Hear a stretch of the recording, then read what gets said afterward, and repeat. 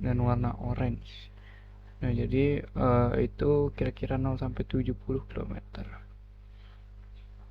Lalu lanjut ke selanjutnya itu 3.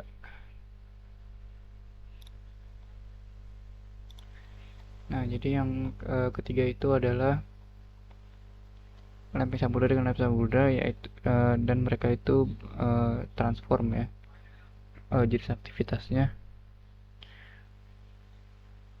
Nah, bisa dilihat di sini, di sini ya. Di sini dia ada aktivitas, cuman dia persebarannya lebih acak dan kedalamannya juga tidak terlalu dalam karena didominasi warna merah, 0 sampai 33 km. Nah, lanjut ke 4 dari sini ya. Nah, 4 itu adalah lempeng samudra dengan lempeng samudra mengalami divergen ya, yaitu 4 dan 6. Oke, di sini 4.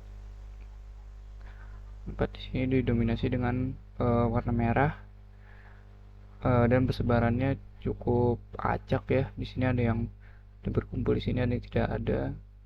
Ya, jadi kedalamannya juga lumayan pendek, 0,0 sampai 33 km. Lalu yang 6 di sini. Yang 6, yang 6 ini dia lumayan panjang ya, dari sini ke sini.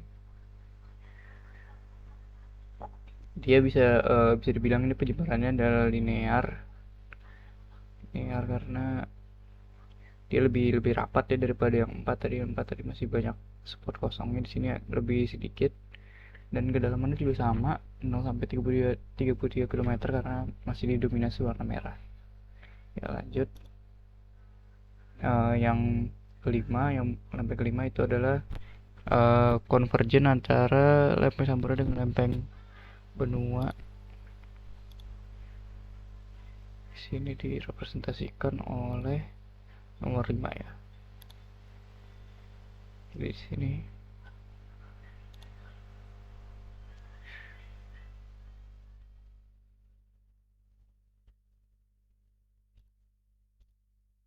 di sini berarti ini di sini warna merah dan warna orange ya, bisa dilihat. Dan juga beberapa warna hijau. Kebanyakan warna merah dan warna orange. Ya, kedalamannya itu kira-kira 0 sampai 70 km. Dari di sini ya. Lanjut. Terakhir 7 yaitu lempeng benua dengan lempeng benua dia mengalami konvergen. Itu ada di sini. 7 di sini. Bisa dilihat ini di sini sangat lumayan beragam tapi tetap didominasi oleh warna merah ya. Di sini distribusinya lumayan acak tapi mereka lumayan berkumpul menjadi kelompok-kelompok. Lalu di sini juga ada warna hijau dan oranye. Ya, kira-kira itu kedalamannya itu 0 sampai 300 km. Di sini ke sini. Ya, di sini beragam ya. Dan semua warna juga ada sebenarnya. Ada warna biru juga di sini kecil. Ada beberapa warna biru juga, jadi itu dia berarti 0 sampai 700 km. Ya, baik itu saja. Terima kasih.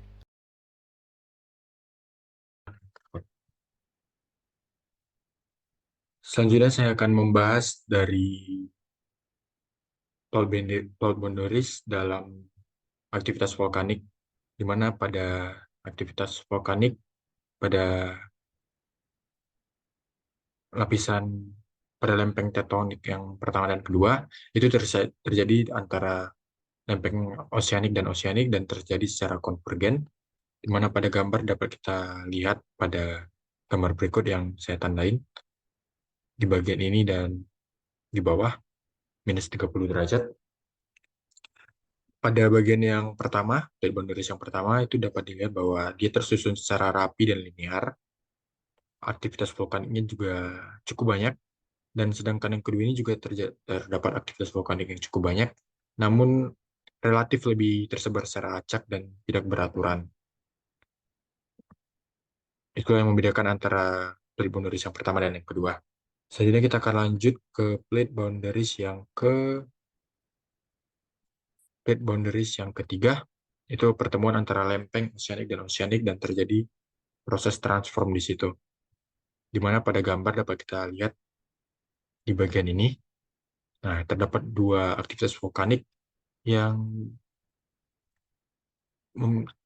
tidak tersusun secara rapi juga dan saling terpisah. Dan juga jaraknya berjauhan. Yang keempat dan keenam dapat kita identifikasi dengan hampir sama karena terjadi secara oceanic dan terjadi secara divergen juga, di mana pada lempeng tektonik 4 dan 6 ini terdapat aktivitas vulkanik yang terdistribusi acak, namun pada gambar dapat kita lihat kalau lempeng tektonik 4 yang bagian sini itu terdistribusi lebih acak dibandingkan yang dan lebih sedikit juga dibandingkan dengan lempeng tektonik 6 yang relatif lebih banyak.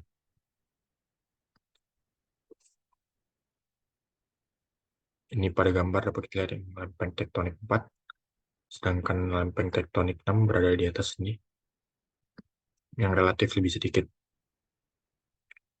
Selanjutnya kita akan ke